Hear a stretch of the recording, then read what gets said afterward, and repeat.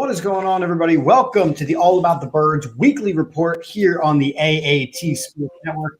I am Chip at Chip for the Birds, joined as always by Johnny U at Johnny U9322, and joined tonight by the very super swole Floridian himself, Mr. Rob Maaddi, who is, of course, the AP NFL writer and a host of Faith on the Field. Rob, thank you for joining us. As always, we love when you come on. What's up, fellas? Thanks for having me. I look like the old dude, like leaning in, trying to make sure, can you hear me? Like you don't know how technology works. I forgot I got the pods in, so I could like sit back. I don't have to be like all up in the screen and everything else. I'm catching on. You got to work smarter, not harder. That's what it comes out. Exactly. So even though it's the off season, some things are finally starting to happen a little bit with the Philadelphia Eagles. We wanted to pick your brain a little bit on it because you do have some of that insider information. And more importantly, you have the ability to make some of these predictions. So I'm actually going to share something that you had put up not so long ago. So this tweet you put up came from December 9th, 2021. And it said, mentioned this thought from an AFC executive in a couple of interviews I did this week. He told me the Eagles could look to trade 2 of 3 2022 first-round picks to accumulate more draft capital in 2023. That way they'd evaluate Jalen Hurts for another year and still have those extra picks. Rob, you called it.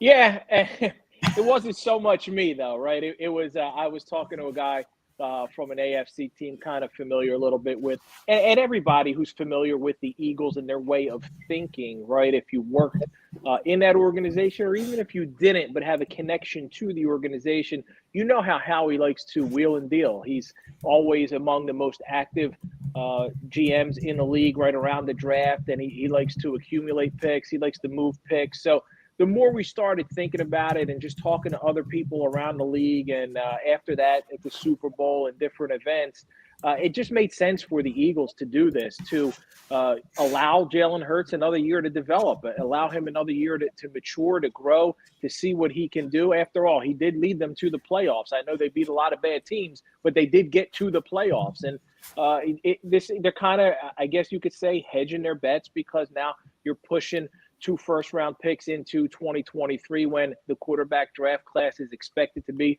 a little bit bigger. There's C.J. Stroud. There's Bryce Young. There's going to be somebody that we never expected who's going to probably pop up and be a top 10 prospect at some point next year. So I think this is wise. I think it's smart. I never thought they were going to use 3 first-round picks. 3 first-round picks is a lot. So whether they were moving up to get somebody this year, spreading it out over the course of, I love what they did. They used 16 and they got a 2nd-round pick, a 3rd-round pick, and a 1st-round pick over the course of 22, 23, and 24. So I think it was a great move by Howie, but now it's, you got to execute on those draft picks. You got to make sure that you use them properly and wisely, and we'll see what they do. Exactly. And I think another thing that you mentioned in that post said, 2 to 3 picks. And the one thing that I look at is, come their first selection in the 1st round, there could be between 3 and 4 quarterbacks still available, and teams behind them who are looking for quarterbacks calling the Philadelphia Eagles in a prime position where Howie Roseman loves to be in, is when someone's knocking on his door, knowing they want to get to a certain place that he now holds the cards, and be able to get a king's ransom for a team moving up a few picks. And I think that's another viable situation that could happen on draft night. And I feel that if that happens, the Eagles could wind up getting even more, if not this year, next year, and 2024. And, that accumulation of picks. What do you think on John? that? Yeah, absolutely, Johnny. I don't think they're done yet. I think with 10 picks overall in this draft coming up at the end of the month, there's going to be some wheeling and dealing. There's going to be some movement, and it could very well be in the 1st round where they're sitting right now. It's ironic how they make this move with the Saints and now end up with 2 picks and the Saints have 2 picks, yet the Eagles are ahead of them, 15 ahead of 16, 18 ahead of 19. So if the Saints are targeting a QB and there's someone that they want to move up and get, there's still an opportunity with them or someone else to move out. And I think they may still – I think the likelihood of them moving up isn't as great as the likelihood of them moving down again. And whether that's moving out of the first round or trading for next year, I think that's still a greater possibility than them sticking it out with where they are right now. So they do have flaws. They do have holes. They do need a lot of players at various spots, but they also have that ability to maneuver around somewhat and try and accumulate more draft assets. And the draft assets are so invaluable for the Eagles and for other teams. So we know in Philadelphia, the only position that matters is quarterback, because that's the way it is apparently in Philadelphia. And you notice that this trade happens after the dust starts to settle with, Russell Wilson, and the dust settles with Deshaun Watson. And for the entire offseason, the Philadelphia Eagles were saying the right things, that Jalen Hurts is the guy. We're not moving him. This is what's going to happen. How much truth is there to that? And if they do make another trade and end up with only, say 1 first-round pick this year, does Jalen Hurts have enough weapons to really get a good angle and a good grip on what kind of quarterback he's going to be? Yeah, I think they have said all the right things, but what they've done is really contradictory to the Jalen Hurts is the guy and he's going to be the guy for the foreseeable future. If that's the case, then you're going to want to accumulate as many talented players around him right now and give him the best opportunity to win in 2022. But by moving out of one of those picks to next year, they're kind of saying, hey, we're not convinced, we're not sold, and you can't blame them. I'm not convinced. I didn't see enough of Jalen in 21 to tell me he's going to be the long-term answer and he's the guy you can win a Super Bowl with. I didn't see enough out of him to say that he's definitely not either.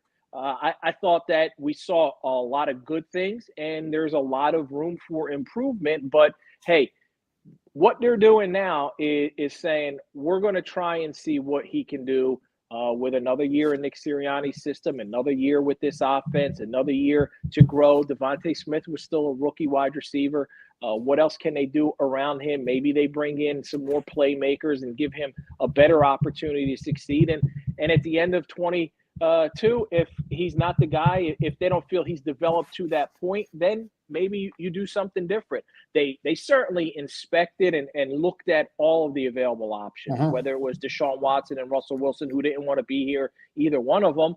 But they did what they were supposed to do. They at least inquire, and you can't hold that against them.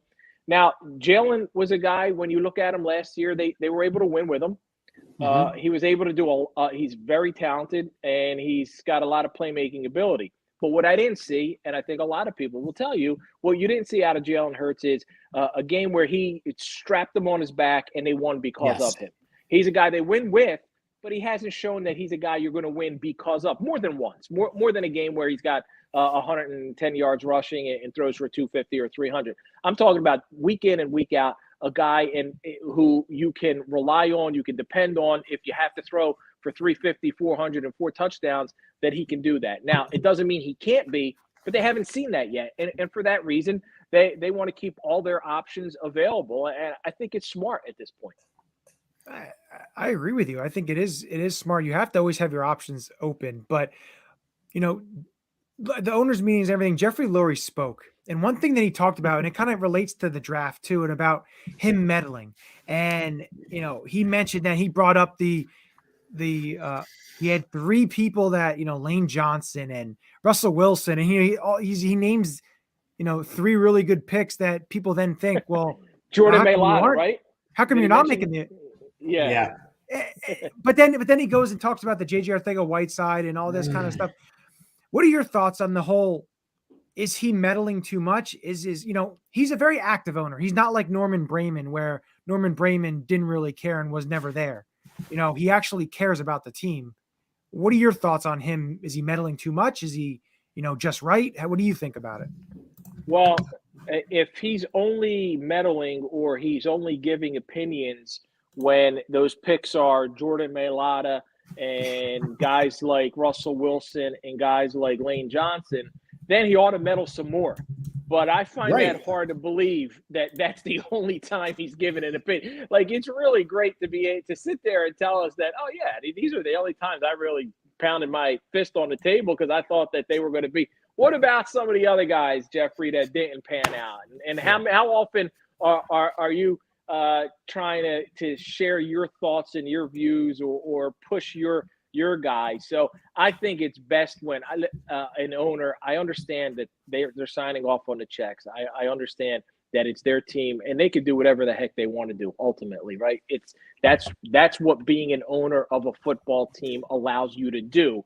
But I think it's in the team's best interest, in the organization, the fan base, everyone, if an owner allows the people that he hired to do the job to do that job. Now, there are going to be certain instances when an owner's got to sign off, when there are extenuating circumstances, when it's bringing in guys like Deshaun Watson and Cleveland has to make that decision, when the Eagles brought in Michael Vick and the owner had to sign off on that decision. So, yes, I do understand that. Or when you're signing a guy who's going to get a ridiculous, astronomical contract, yeah, he's got to sign off on that decision. Like the Phillies, we make that example. John Middleton, they went over the luxury tax, and they did it for Nick Castellanos after signing Kyle Schwarber, but he was all for it. He saw the value in doing that. So that's not, to me, meddling. That's being a good owner.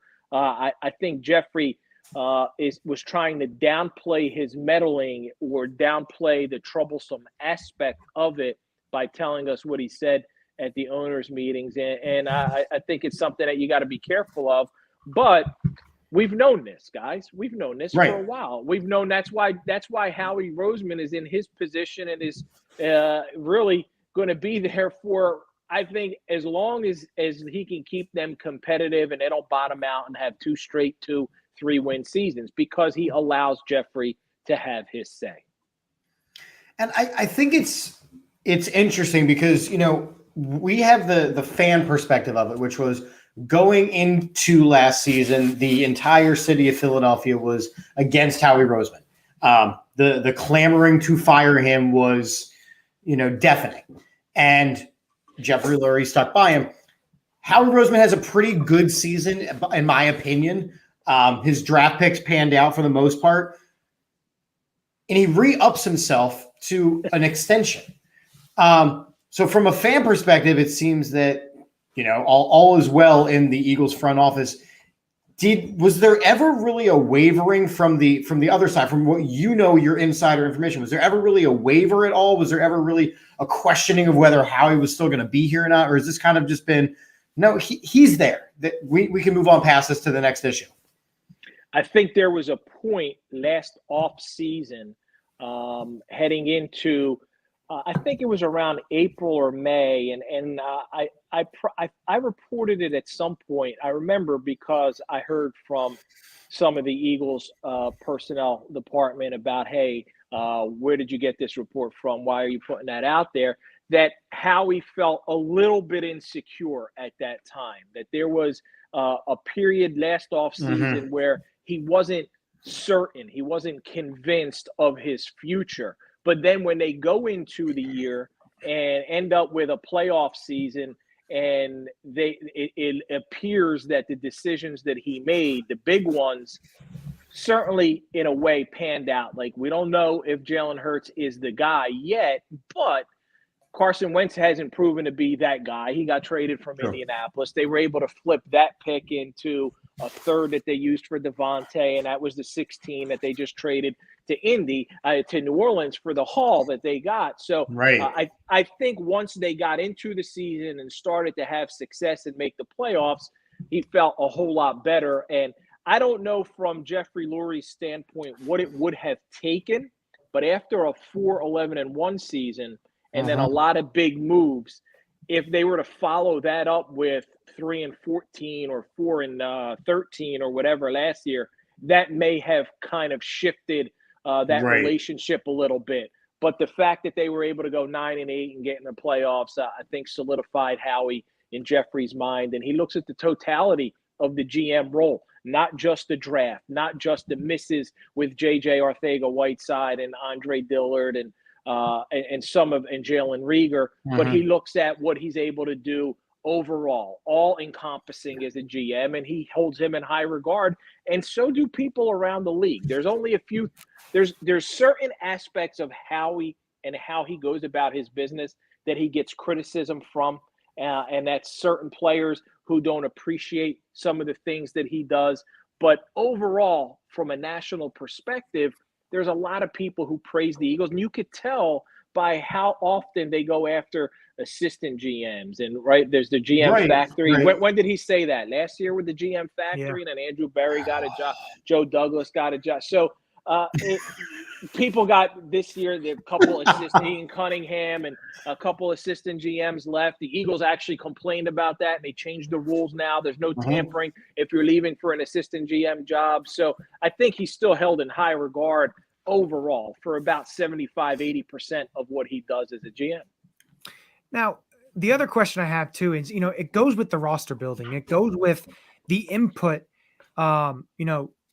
Jeffrey gets from, Howie builds the roster, and then how much faith do they have in Nick Sirianni? Do they have more faith in Nick and Howie building this team than Howie and Doug? I think what happened with Doug is he kind of wanted to have more input than they were allowing, and he wanted to certainly keep his guys in as far as the coaching staff. They bring in a guy in Nick Sirianni who is just excited to have the opportunity to be a head coach. I don't want to say yes man, but he's not going to challenge Howie as much at the start, and he didn't. Now, I don't know if Nick will get to that point where, Doug won a Super Bowl, and it still took him a couple of years to really challenge Howie and challenge the decision-making. So if Nick's not going to win a Super Bowl until he does something like that, I can't see him really going in there and being that difficult to deal with. They like having someone who is very relatable, and non-confrontational.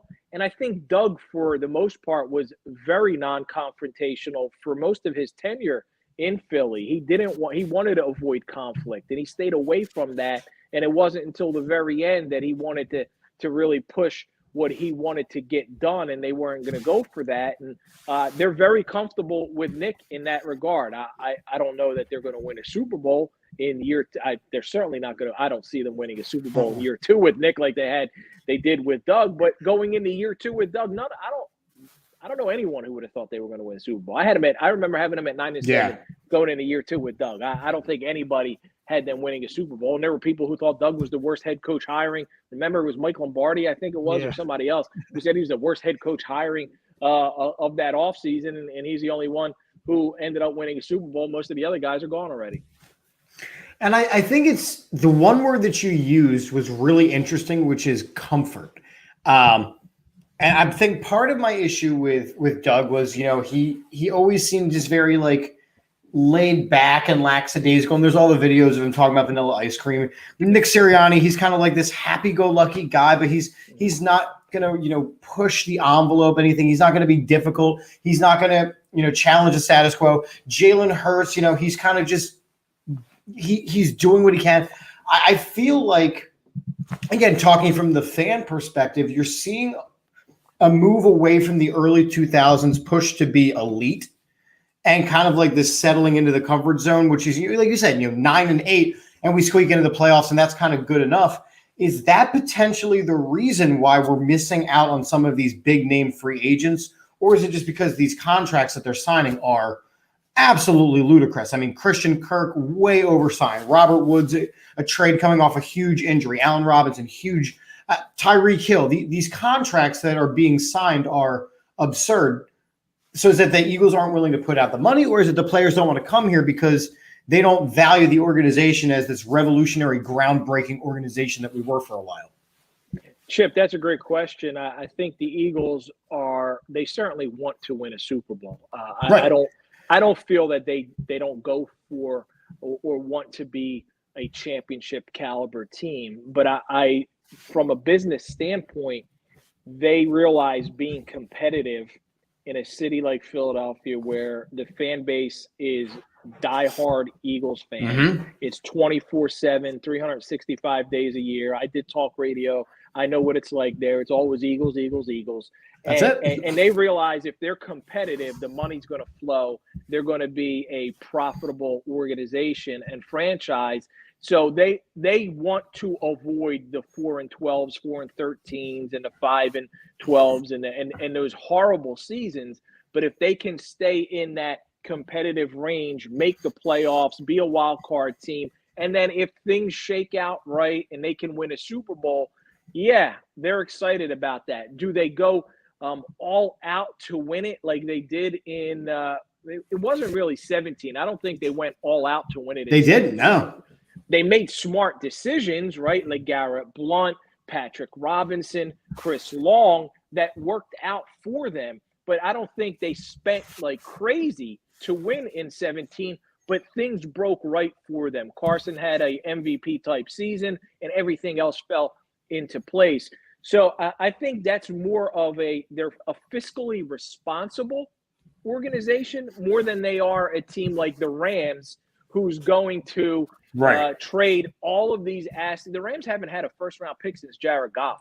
They don't pick again in the first round unless they make a trade till 2024. You're talking about an 8-year span without a first-round pick. Now, they went to a Super Bowl and lost. Then they went to 1-1, and now they position themselves to where they're going to be competitive enough to be a Super Bowl contender this year. But I know they don't have these ones, but they did accumulate 2s and 3s and 4s to where they had more draft picks or tied for the most draft picks since 18 or 19, whatever it is overall. But they're able to hit on some of their later round picks. But the Eagles aren't going to be a team that thinks like the Rams, that says, let's trade all these assets and go for it now and go get whatever stud wide receiver. Like, I don't see the Eagles trading for DK Metcalf because it's going to take draft picks. And I don't see them doing that. But to kind of go with that, though, if you look at the way this offseason panned out, it kind of went along the lines of when you're playing, John Madden football and you're playing franchise mode and you turn off the trade blocker and you kind of build the team out. And that's the entire NFL. You had quarterbacks switching teams, you had wide receivers signing these huge deals, and you have the Eagles positioning themselves with draft picks.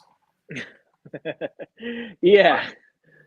Yeah, but Chip, you have to look at it this way. My mindset with what teams are doing, they're looking at what the Rams did, and it's kind of like what back in the 70s when George Allen was with Washington, and he just traded draft picks because he'd rather have older players instead of draft picks. But the thing with the Rams are so good because the first round draft picks they've had years prior, the Aaron Donalds and those players, they've all panned out, right? But they had a lot of mid and late round picks that have panned out and who are part of this Super Bowl and part of this. You're not going to get that with every team. The Miami Dolphins and all these teams who are trading all these draft picks, they're going to need to hit in the middle rounds. And not every team hits in the middle rounds. Many teams don't hit in the top, top of the draft. True. So it is an absolute roll of the dice, hoping these guys, either one, don't get injured, and two, you're able to hit on some of these middle round picks to get these quality players, starters, to be able to build your roster. And I feel like too many teams are looking at the Rams and thinking they can replicate that because the league is a copycat league. 100%. It is. It's a copycat league, and I don't see where teams can have long-term sustained success doing it that way, right? You can go all out and mortgage some of your future for winning now, and the Rams, they had to win that Super Bowl. They had to, for all they traded, they had to win that Super Bowl, and they did. They got their Lombardi, and you can never take that away from them. And I don't see them going back. Like, it's hard to repeat. Nobody's done it since Brady and the Patriots did way back in 03 and 04. I don't see them repeating. I don't even think they're the team to beat in the NFC right now. I think with Brady coming back to the Bucs, they were that close to losing to the Bucs in the playoffs. Like they could have lost to the 49ers to Jimmy Garoppolo if the safety on the Niners, I forget who it is, catches that interception that Stafford threw right to him.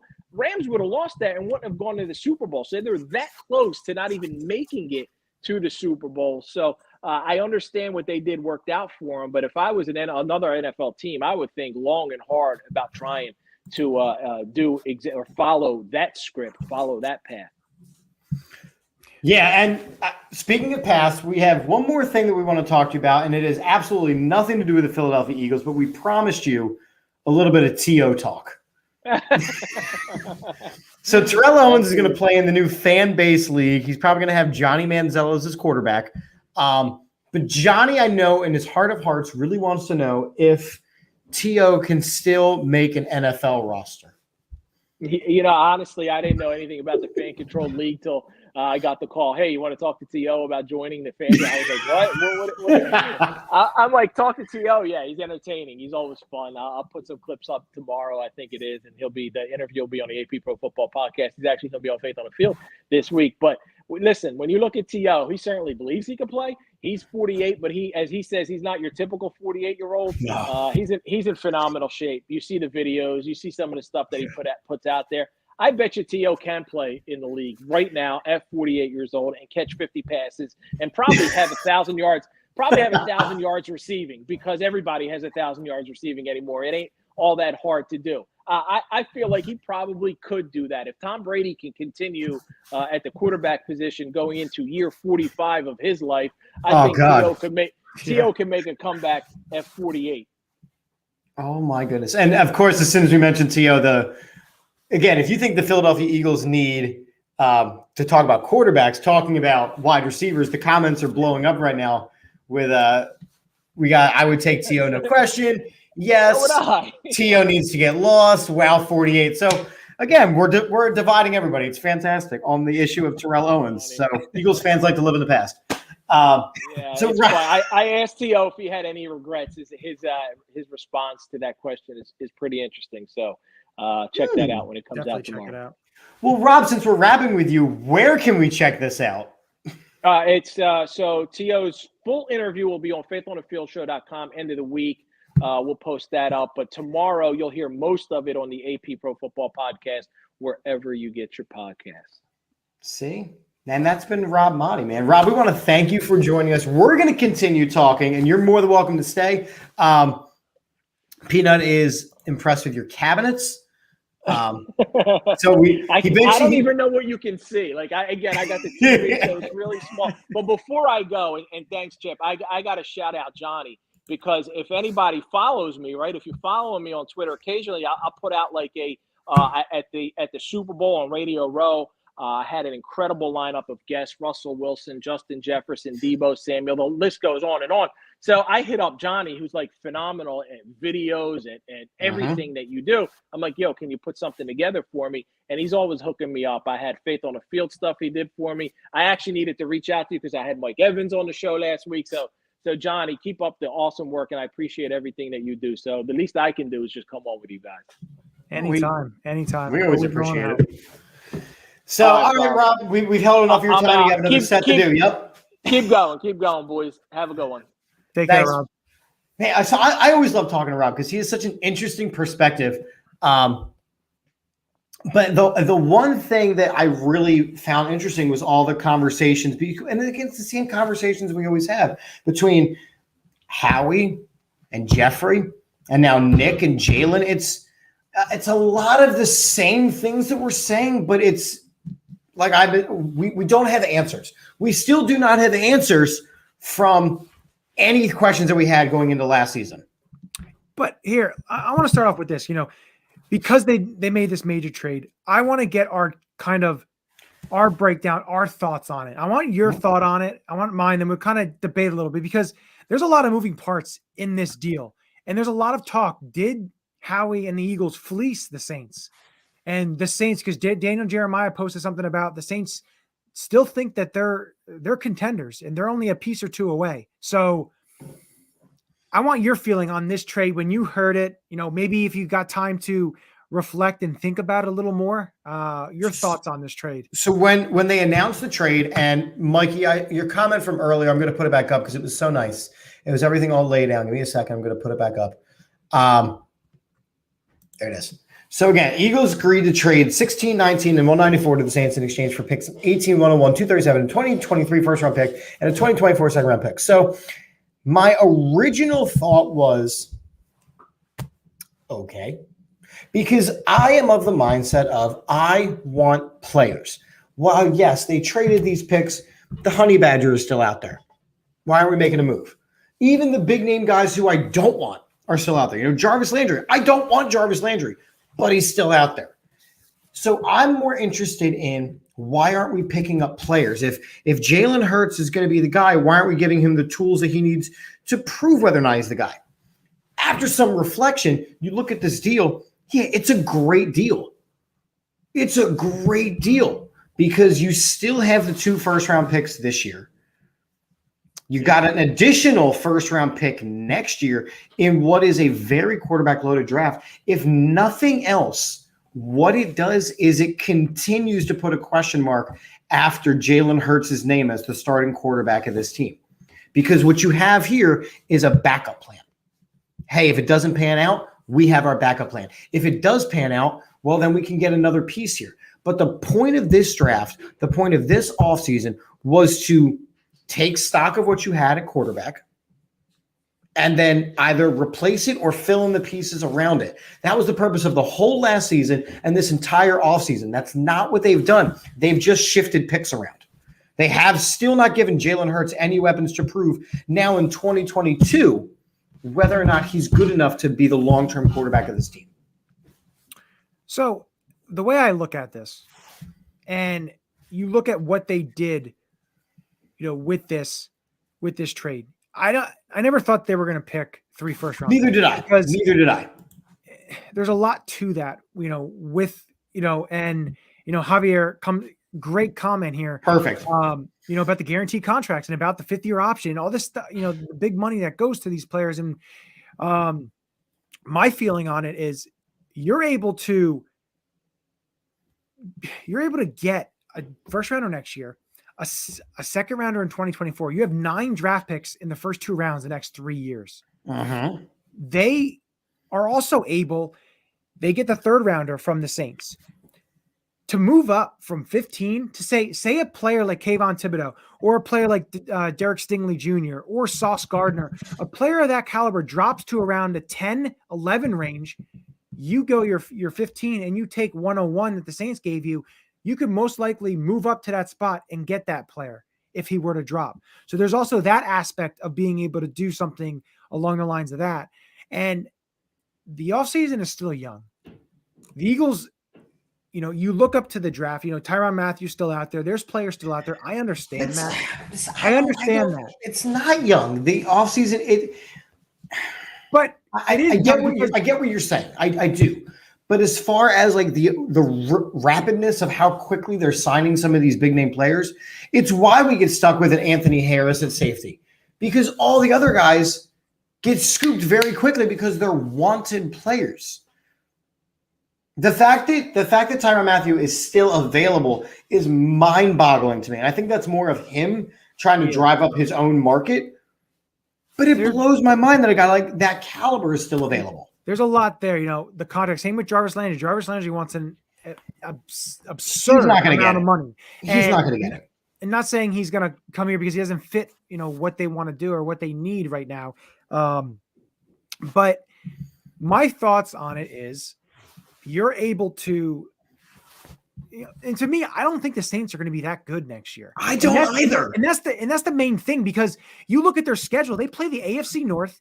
They play the NFC West. They play the Raiders. Yeah, their division isn't the best, but you have Jameis Winston coming off a major injury. You know, they lost Teron Armstead. They lost Marcus Williams. They lost some players there, and they'd be lucky if they win 7 games. So when Blake Bortles wants off of your team, you know you're not going to be good. Well, they did. You also forgot to mention that they lost Sean Payton. they did lose Sean Payton, and Dennis Allen is now the head coach. And last time he was the head coach for the Oakland Raiders, it did not work out. Now, I'm not saying it's going to work. It's not going to work out this time. We don't know that. But the thing about it is, I don't think New Orleans is going to, they think they're only a player or two away. They're able to contend. I think my thing is, I think they see the NFC and they know that there's a possibility they could sneak into the playoffs because the NFC is not as deep as the AFC. But I still don't think they're good enough. And if you're able to get a top 10 with Rob, though.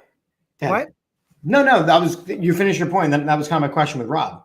No, it's just like you can possibly get a top 10 pick for the Saints next year.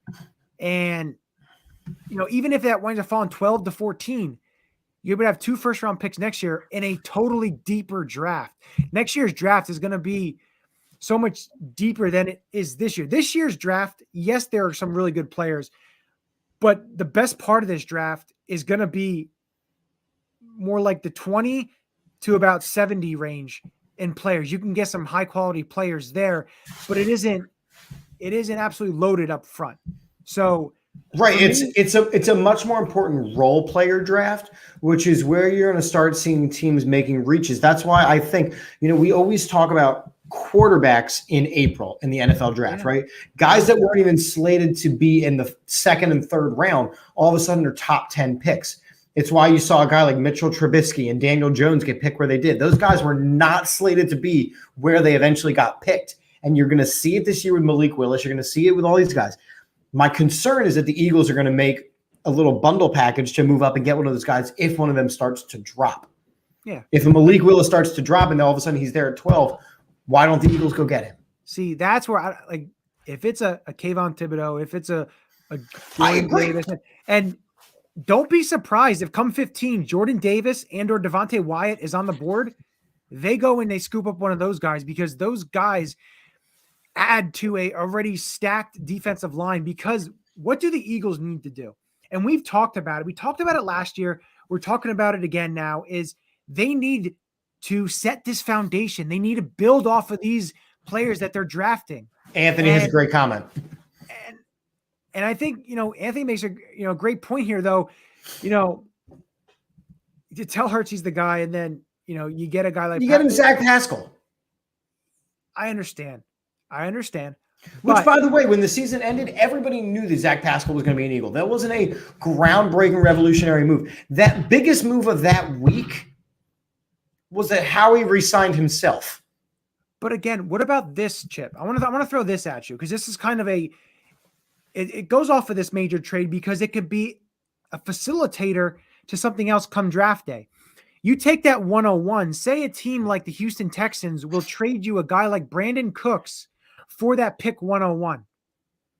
You third round for selection 101, sure. For Brandon Cooks, who is an established wide receiver, who's a very underrated receiver who basically gets 1,000 yards every season. I know 1,000 yards isn't much, but for the Eagles aspect of a receiver, it's a lot because they don't. Last time was Jeremy Maclin. And then before Jeremy Maclin was Kevin Curtis. So again, it's a tough fact. It's a tough feat for them, but I would take him in a heartbeat because he also is a speed receiver, goes along with the Craig Watkins and then Devontae Smith to be able with the Dallas Goedert. If they were able to do that, I think it sets up and it helps a Jalen Hurts as well. Am I correct there? I totally agree. And if again, that 101 pick goes for Brandon Cooks and it's just face value, that's fine. What worries me is, and I keep saying this, we have not learned the answers to any of the questions. Yes, they got some players, and like Jimmy's saying, we got Hassan Reddick. Again, that was a no-brainer move.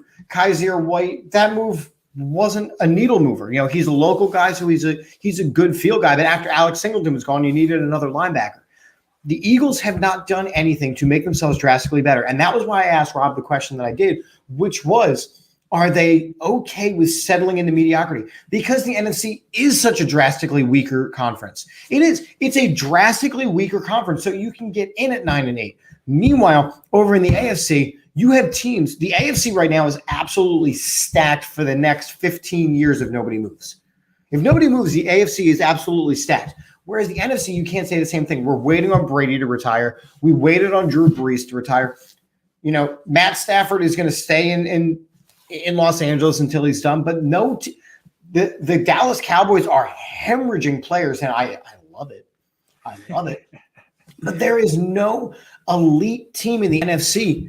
So why should the Eagles do anything, spend a huge amount of money when they can get in at 9-8, when they can get in at 8-9? Why should they do any of that? And, you know, I want to bring up Jimmy's comment here. You know, he wants Treylon Burks. You know, there's players in the draft. Don't be surprised if the Eagles select a receiver in the first or in the second round. There's a lot of players. There's a player that I really like from Georgia, George Pickens. And if he didn't get injured, he'd probably be a top 10 pick. But again, there's options for them to be able to, you know, help the roster. And that's why we've talked about it on this show.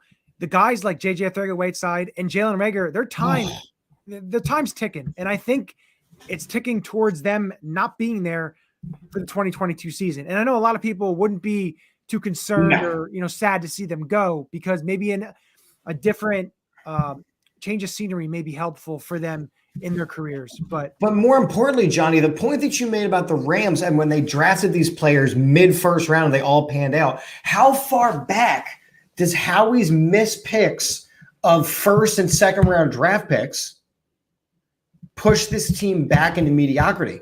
Reagor being a bust, Arcega-Whiteside being a bust, Dillard being a bust. Yes, we hit on Jordan Mailata. But cool. Yeah, but you say that cool, but if Andre Dillard was what Jordan Mailata was, it's a hit in the first round. You missed there, but you're able to hit on a 7th round pick. Right there, that cancels each other out. You're hitting on the 7th round pick. That 2018 draft with Dallas Goedert, Josh Sweat, Avonte Maddox, you know, Matt Pryor able to move him and trade him and get something for him. He wasn't a great player, but he was a serviceable player. And then you get Jordan Mailata.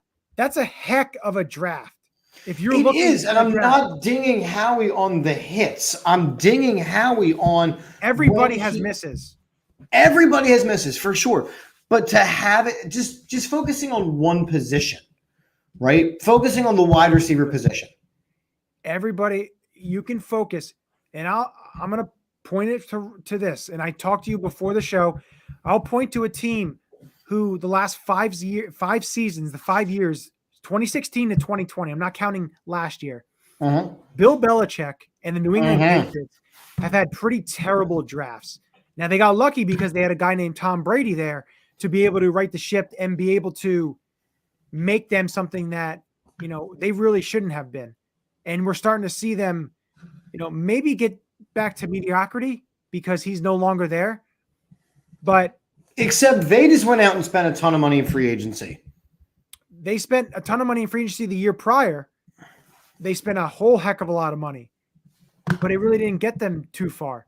Yeah, they think they have the quarterback of the future there for them too. So, you know, time will tell with them if they're able to hit it. If they hit last draft and they're able to go. But again, the Eagles, they're not drafting receiver very well. Devontae Smith, because it maybe is a no-brainer. We can't really miss on that. But I think last year's draft, and you mentioned it, I thought it was a good draft. 2018 was a good draft. The problem is you have to be able – you're not going to be 100% on the draft to be able to build your team or 100% free agency. It's got to be a little bit of both with trades. There's a whole bunch – there's a formula with it. And the Rams, unfortunately, the Rams hit on that formula, getting the right trades, getting the right middle round picks, late round picks, having a foundation already there to build upon. You know, having the guys like Cooper Kupp, who was a 3rd round selection, having Aaron Donald, who was a 1st round selection, trading for Jalen Ramsey. You know, you had players there already, signing some free agents that worked out to then be able to go and trade for the quarterback that you wanted and needed in a Matt Stafford, to then be able to get an Odell Beckham because he saw what you had on the team already. Again, that's where you see the Eagles aren't right there. Eagles aren't there yet. They're building the foundation. They're not. And that's why, to me, you almost look at Jalen Hurts then in that situation as a stopgap quarterback. And if he so happens to be the guy, well, then great. But you cannot tell me with every single thing that the Philadelphia Eagles have done over the last 2 years, As soon as they got rid of Carson Wentz, they said, okay, Jalen Hurts, you're the guy. But we're going to get Gardner Minshew. We're not going to get you any real wide receivers. We got you Devontae Smith, but Devontae Smith is still a rookie, and he ended up being injured because, he's 6 pounds total. So you can't tell me we're going to trade away Zach Ertz, who's then going to re-up in Arizona because the guy can still play. We're not going to go out and get you any of these big wide receivers. We're not going to, you've got a line. You've got a line so we can block for you. Miles Sanders is still here, but he may or may not be healthy enough. But he's not going to score a touchdown at all of any kind in all of 2021. You cannot tell me that the Eagles look at Jalen Hurts as anything other than a stopgap quarterback until the better quarterback comes along. I would be shocked if they don't go all in on a guy like Bryce Young next year. All right, so you just talked about Devontae Smith being small and everything. He is. Bryce Young is a absolutely tiny quarterback. You have faith. Jalen Hurts is short. Yeah, but he's not small. Bryce Young is like 5'11", 6 foot, and I think he's maybe 185, 190 pounds soaking wet. Jalen Hurts is 23 pounds. That's 6'1". I think that's a big time, vastly different. And again, like I've said, the guy's 23 years old. Mm-hmm. He's out in California working with Tom House apparently, and Tom Brady throwing with them, who Tom House is one of the big time quarterback gurus. Which is amazing. Which is good. amazing. You're able to. But who's he going to throw the ball to? Mike. Our co-host Mike always, raves about Quez Watkins. Quez Watkins. Great. Quez Watkins is a 3 at best in the NFL. We'll see. Time will tell. The thing about it is, when you have young players on your roster, you see who step up and make that next step. Take that next leap. Guys like Milton Williams, is he going to take that next step? You have players like Josh Sweat. Is he going to take that extra step? Landon Dickerson, Jordan Mailata. You have these guys, Devontae Smith, Dallas Goedert, Quez Watkins, Kenny Gainwell. And I really like Jalen Hurts. Don't get me wrong, because I don't want anyone who's watching to think that I'm one of those guys that's like, oh, I so wish we had Carson. I don't. I really like Jalen Hurts. My question goes to, how can you say that the Philadelphia Eagles are supporting him? How are they supporting him? How are they getting him the things they need? Anthony, right here, the receiving corps is ranked 30th out of 32. No, they have to add something. What that is, whether that's in the draft, whether it's some of the players that were named, whether it's, there was a comment earlier. I want to bring it up. And once I could get to it, it was by Anthony. Burks, Drake London, Jameson Williams, Chris Olave, Garrett Wilson. If a player like Garrett Wilson's available and you're able to pick him, and you still have Zach Pascal and you have Quez Watkins and you have Devontae Smith, I like that. Eagles may have to go that route. They may not be at the point where they can overpay to get a receiver. And unfortunately, that is unfortunate because you want a veteran, an Allen Robinson type. You want the DK Metcalfs or the AJ Browns or these type of players. But one, you have to be able to have the other team trade him, which you don't usually see happening. So, but that's the old NFL. I'm telling you, this new NFL, they want exactly what Howie wants. They want the picks. They want the quick fixes. The Los Angeles Rams did more to expedite the window of opportunity in the NFL than any other team has since the Philadelphia Eagles dream team attempt. And I said, I don't think the Rams come close to winning the Super Bowl next year. They got their Super Bowl. Why not? All right, so you're saying winning, but do they get there? I don't believe so. Who in the NFC takes them out?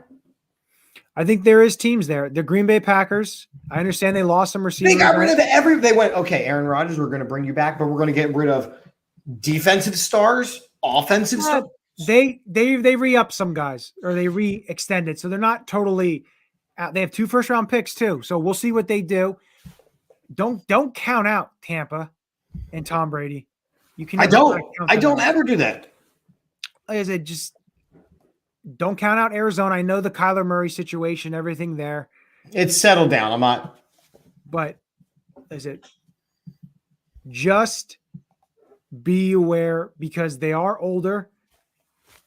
Injuries happen.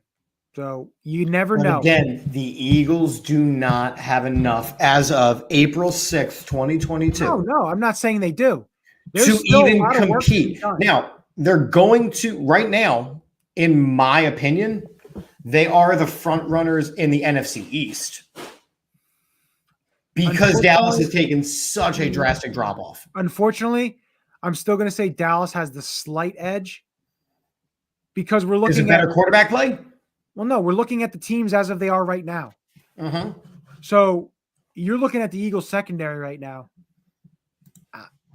I'm sorry, but the way the teams are, I'm not going to put the Eagles ahead of Dallas. I'm not going to be a homer and do that. I'm going to be a little. But what I'm saying is that if we're talking secondary versus wide receivers, the Dallas Cowboys got worse. They got worse at wide receiver, and the Eagles. The Eagles got worse at secondary. The only thing they haven't done is re-sign Steven Nelson. The secondary is just running it back at this point. But like I said, I think there's still a step below. There's still an opportunity to win the division. Don't get me wrong. But again, and people who are bringing up draft, prospects and stuff like that. We're going to start getting into that in the next coming weeks, talking about some players who could go to the Eagles, the visits, the players that are going. So definitely stay tuned. Come back for those episodes. We appreciate all the comments. Get a lot of. Oh my God! What great comments tonight! Great comments tonight. Great. And next week, definitely check out our episode. We have a draft analyst coming on, so definitely keep an eye out for that. We'll be announcing that early next week. So definitely keep an eye out on that. But again, can we talk about some of our new amazing sponsors really quickly? You do all that. Let's talk about these amazing new sponsors. So real quick, first off, thank you guys for joining us tonight. Thank you to Rob Maaddi for coming on and giving great, amazing perspective. We did swap out and get some new sponsors. We got to talk about some of these amazing people we have here. So, of course, we have Statement Games, a fun, free twist on fantasy sports. There's a link in the bio. Make sure you check them out. We have the AATSportsNetwork.com shop. Again, that's our merchandise. Support us. We appreciate you. Symbol.com, the stock market for sports. Use the code AATSports when you sign up. Triple Threat Bets, they just did an amazing job with the March Madness tournament, including the guy who runs Triple Threat Wagers winning our March Madness bracket. So they're legit. Two new sponsors that we have to talk about real quick. And they're both in the Reading, Allentown area. They are restaurants, right? So there's Vinny's Pizza and Restaurant, which is located off the Iroquois Trail in Old Town Shopping Center in Allentown. Visit them today, Vinny's Pizza. PA.com. Tell them that the AATBirds guys sent you. Or if you're more in the Allentown area. They're both in Allentown. They're both in Allentown. So either one, get breakfast and lunch or lunch and dinner. There's Stuff to the Grills, which is also located off the Iroquois Trail in the Old Town Shopping Center in Allentown. StuffToTheGrills.com. Great name. Tell them that the AATBirds guys sent you. A big shout out to Peanut for securing some new amazing sponsors for us. So also for the stuff, Vinny's and Stuff to the Grills, you stop out and try their special. It's called the Firecracker Smash Burger. 6-ounce fresh hamburger patty topped with pepper jack cheese, caramelized onions, jalapeno, chipotle ranch, lettuce, and tomato. Try out all their different combinations. They have some great stuff. You will not be disappointed. And then same with Vinny's.